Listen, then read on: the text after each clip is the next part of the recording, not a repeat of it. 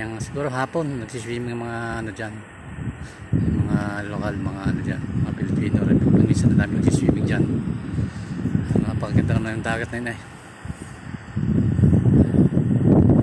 Ang mahangin pa ngayon, mamaya maya mainit na. Ito lang ang maganda sa Dubai, maganda mga view. So pag gusto nyong swimming, meron ditong free parking, oh. Wala pong problema yung mga sasakyan nyo dito. Malawak po itong parking na ito.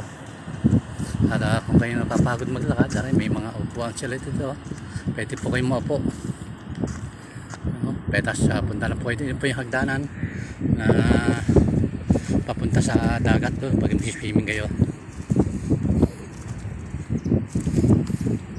Ano po yung hagdanan, no? Pag papunta po kayo ng dagat.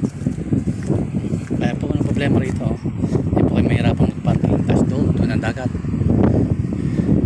Dito kahit iwanan yung gamit, hindi mawawala sa ano rito sa Dubai dito.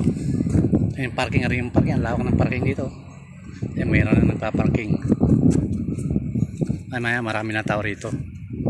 Paano sa Sabado ngayon, August 3 po ngayon. Kaya ngayon mamaya ay marami na pong mag-swimming dyan. At hanggang dito na lang po at maraming po salamat sa panonood ng video. Ingat po kayo palagi at God bless po sa inyo lahat.